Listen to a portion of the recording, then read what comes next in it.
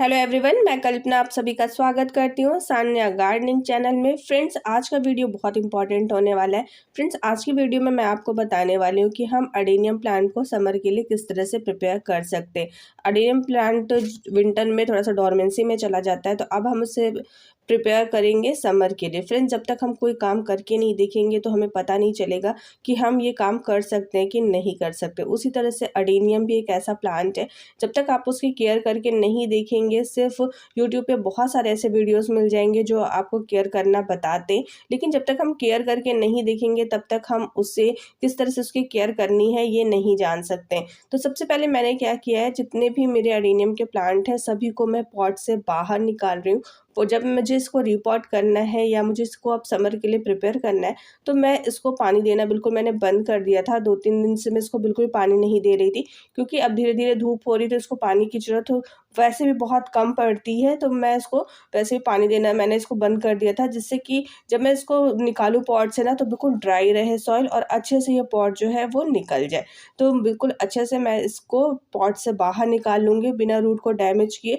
Root जब damage हो जाती है तब प्लांट को थोड़ा सा दिक्कत होता है, लेकिन अडेनियम ऐसा है प्लांट की आपको उतना रूट्स का इतना प्रॉब्लम नहीं होती है। इसमें बहुत सारी रूट्स होती हैं, एक दो का प्लांट जो रूट्स है वो डैमेज भी हो जाएंगी तो भी कोई प्रॉब्लम नहीं होगी। तो सबसे पहले मैं जितने भी प्लांट हैं इन सभी को पॉट से बाहर निकाल देती हूँ। तो मैंने इस तरह के छोटे छोटे से जो पॉट्स है इसमें लगा के रखा था और बहुत अच्छे से मेरे अडेनियम प्लांट जो है वो विंटर में भी सर्वाइव कर लिए। कोई भी मेरा प्लांट जो है वो ख़राब नहीं हुआ। बस एक प्लांट जो है वो मैंने टेरेस पे नहीं रखा था, तो वो वाला प्लांट जो है वो थोड़ा सा मेरा ख़राब हो गया, लेकिन टेरेस पे मैंने जितने भी प्लांट्स रखे थे वो सारे प्लांट्स जो हैं वो मेरे अच्छे से सर्वाइव कर रहे थे। और इसको पॉट से निकाल के हैंग करने की भी ज़रूरत नहीं पड़ी, मैंने पॉट में ही लगे लगे इसको छोड़ दिया था।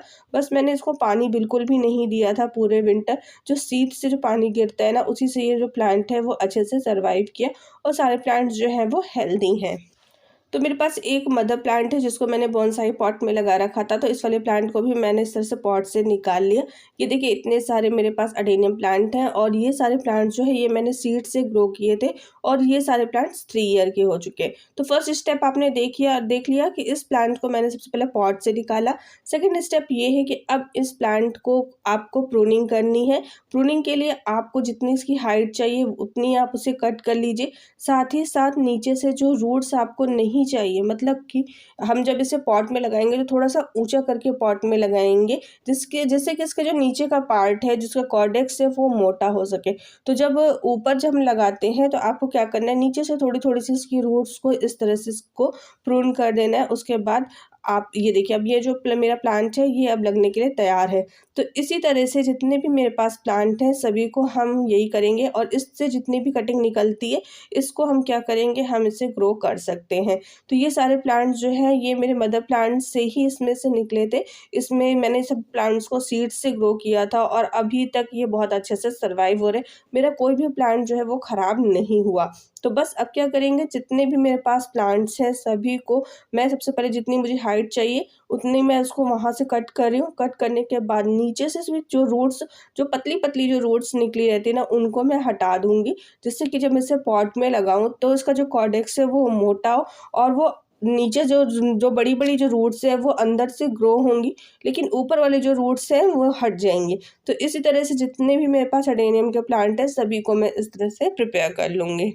साथ ही साथ अगर आपके प्लांट का जो कॉर्डेक्स है वो भी गल रहा है तो वहाँ से भी आपको उसको कट करके हटा देना है। जहाँ से भी आपके प्लांट की ब्रांच या फिर कॉर्डेक्स में जहाँ पे रूट्स का पार्ट होता है, जहाँ रूट्स है वो अगर पोर्शन गल गया है तो आप उसको अच्छे से कट करके हटा दीजिए। जो उसमें ब्राउन ब्राउन हो जाता है ना उसको भी बिल्कुल नहीं रखना है, क्योंकि वो फिर धीरे धीरे वो आपके प्लांट को फिर से गलाना स्टार्ट कर देगा। तो इसके लिए आपको क्या करना है कि जहाँ जहाँ से भी आपके प्लांट्स गल रहे हैं वहाँ से बिल्कुल कट करके रिमूव कर दीजिए। मेरा एक प्लांट था जिसको मैंने नीचे रखा था, टेरेस पे नहीं रखा था, तो वो वाला प्लांट जो है उसके ऊपर से जो ये देखिए ये वाला जो प्लांट है इसके ऊपर से जो ब्रांचेस है वो भी गल गई। तो मैं बिल्कुल उसे अच्छे से कट कर रही हूँ, जिससे कि कट करने के बाद भी नीचे तक कुछ ब्राउन ब्राउन पोर्शन जिस पे दिखता रहता है उसको भी मैं अच्छे से रिमूव कर दूंगी, जिससे कि मेरा प्लांट जो है वो दोबारा से सड़ना स्टार्ट ना करे। तो बहुत अच्छे से आपको अपने प्लांट्स की कटिंग कर देनी है। जितने भी प्लांट्स है आपके पास, अगर एक भी प्लांट है तो उसको बिल्कुल अच्छे से उसके जो भी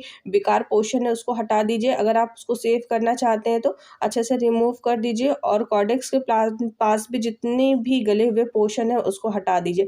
हो सके अगर नीचे का जो पार्ट है ना वो पूरा भी गल गया है तो भी आप उसे कट करके हटा सकते हैं, फिर से उसमें न्यू रूट्स आ जाती हैं। अडेनियम थोड़ा सा हार्डी प्लांट है, बहुत जल्दी ख़राब नहीं होता है। अगर वो सिर्फ डोरमेंसी में थोड़ा या फिर ओवर वाटरिंग में थोड़ा सा ख़राब होने का चांस रहता है, नहीं तो अदरवाइज़ ये प्लांट जल्दी ख़राब भी नहीं होता है।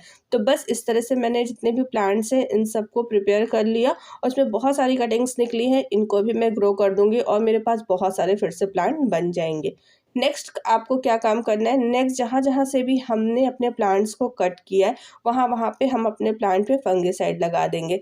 तो मैंने साफ का फंगिसाइड यूज़ किया है, मैं इसे या जहाँ-जहाँ से भी कट किया वहाँ भी लगा देंगे और रूट्स के पास भी जहाँ भी हमने कट किया है वहाँ पर हम अच्छे से लगा देंगे।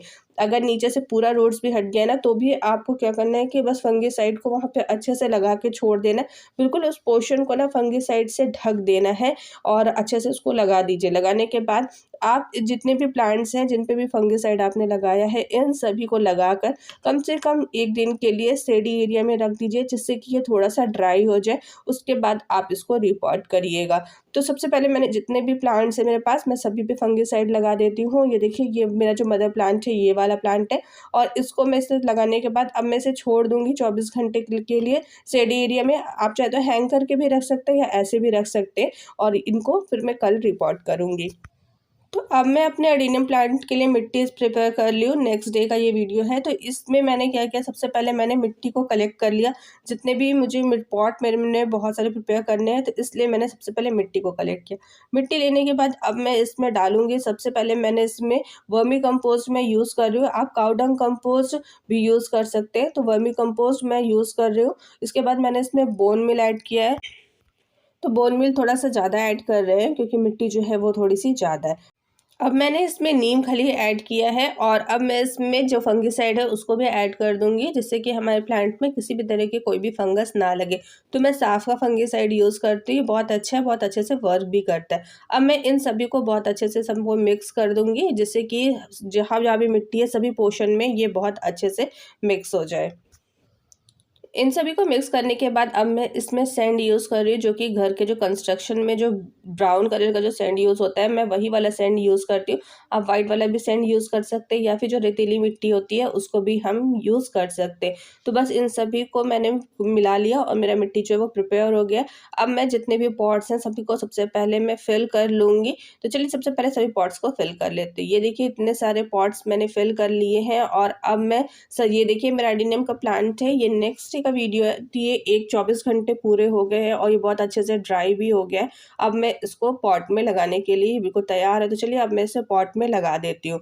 तो सबसे पहले जितने भी मेरे पास एडेनियम के प्लांट्स हैं सभी को मैंने पॉट पे रख दिया है। बड़ा वाला जो प्लांट है वो स्पॉट में नहीं आ रहा है तो उसको मैं इसमें नहीं लगाऊंगी। तो चलिए अब हम रिपॉट करना स्टार्ट करते हैं। तो किस तरह से इसको रिपॉट करना है ये भी आपको ध्यान देना है। तो सबसे पहले ये देखिए जो मिट्टी है उसमें मैं इस तरह से थोड़ा सा पोर्शन बना लूँगी जहाँ पे मुझे उस प्लांट को लगाना है। लगाने के बाद इस तरह से बस जो नीचे जहाँ रूट्स होती है ना बस वही पोर्शन जो है वो मैं मिट्टी के अंदर डालूंगी और ऊपर का जो पोर्शन है उसको मैं ऊपर की ओर रखूंगी। मतलब कि जो कॉर्डेक्स है उसको पूरा हम सॉइल के अंदर नहीं डालेंगे, बस जो नीचे जहाँ जहाँ पे रूट्स है ना उन्हीं को बस हम इस तरह से रखेंगे और जो कॉर्डेक्स का पोर्शन है उसको हम ऊपर करते जाते हैं। जब भी हम हर साल जब हम इसको रिपोर्ट करते हैं ना तब हम यही काम करते हैं कि जो उसका कॉर्डेक्स है उसको थोड़ा थोड़ा ऊपर करके रिपोर्ट करते हैं, जिससे कि उसका जो कॉर्डेक्स है ना वो थोड़ा सा मोटा हो सके।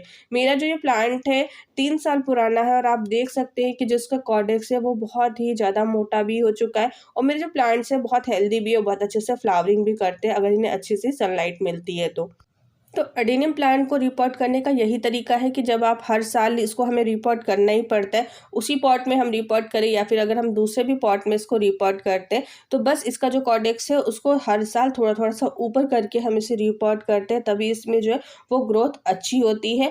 तो आप इसे इस तरह से पॉट में लगाएं या फिर बोनसाई पॉट में लगाएं, जिस तरह के भी पॉट में लगाना चाहे लगा सकते हैं, लेकिन इसी तरह से आपको रिपोर्ट करना है। फ्रेंड्स कहने से सिर्फ दूसरे का सुन के कि हमें इस तरह तरह से रिपोर्ट करना है या कुछ, तो आपको समझ में नहीं आएगा। तो आपको क्या करना है, अगर आपके पास एडेनियम का प्लांट है तो रिस्क लेकर आप उसको एक बार ज़रूर इस तरह से ट्राई करिए, तभी आपको एक्सपीरियंस होगा कि आप किस तरह से इसको ग्रो कर सकते हैं या किस तरह से इसको हमें रिपोर्ट करना है। मेरा जो मदर प्लांट है वो बहुत बार ख़राब हो चुका है, लेकिन मैं फिर भी रिस्क लेके ऐसे करती रहती हूँ। तब जाके मुझे थोड़ा-सा एक्सपीरियंस हुआ है कि हम किस तरह से प्लांट को रिपोर्ट कर सकते हैं या फिर किस तरह से ग्रो कर सकते हैं। जब इस प्लांट में सीड बने थे, तब मैंने सीड से बहुत सारे प्लांट्स ग्रो किए थे, जिसमें से ये जितने भी प्लांट हैं ये सभी 1 ईयर से ही मेरे पास बहुत अच्छे से चल रहे हैं। लेकिन आप देख सकते हैं सभी प्लांट एक साथ लगे ज़रूर थे, लेकिन सभी की जो ग्रोथ है वो एक जैसी नहीं है। ये देखिए ये प्लांट भी उसी टाइम का, लेकिन इसमें बिल्कुल भी ग्रोथ नहीं थी।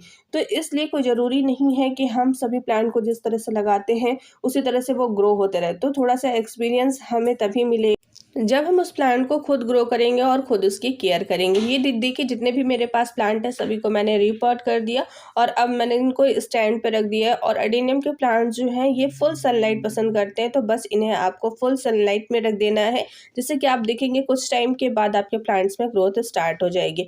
अब मैं सभी प्लांट्स को अच्छे से पानी दे दूंगी। फर्स्ट टाइम पानी दे रहे फुल पॉट भर के पानी देंगे, उसके बाद जब नेक्स्ट टाइम से पानी देंगे तो ध्यान देना है कि जब मिट्टी सूख जाए तभी पानी देना है, नहीं तो एडेनियम का प्लांट जो है बहुत जल्दी इसके जो रूट्स होती हैं वो गलने लगती है, या फिर आपको ऊपर से भी इसकी ब्रांचेस में दिखने लगेगा कि ब्रांचेस जो हैं वो भी गलने लगती हैं। तो बस इस तरह से अगर आपके पास भी एडेनियम का प्लांट है तो आप उसको इस टाइम रिपोर्ट कर सकते हैं। सबसे अच्छा टाइम होता है फरवरी में, जब अगर धूप निकलना आपके साइड स्टार्ट हो गया, या फिर मार्च का टाइम भी है अगर स्टार्टिंग, तो आप इसे रिपोर्ट कर दीजिए। लेकिन जब धूप निकलना स्टार्ट हो तभी आपको अपने एडेनियम प्लांट को रिपोर्ट करना है। अगर तो धूप नहीं निकल रही है या फिर बारिश का सीज़न है तो उस टाइम आप अपने एडेनियम के प्लांट को रिपोर्ट मत करिए। तो मेरा आज का वीडियो आपको कैसा लगा आप मुझे कमेंट बॉक्स में कमेंट करिएगा। अब हम मिलेंगे एक नए वीडियो के साथ, तब तक के लिए बाय।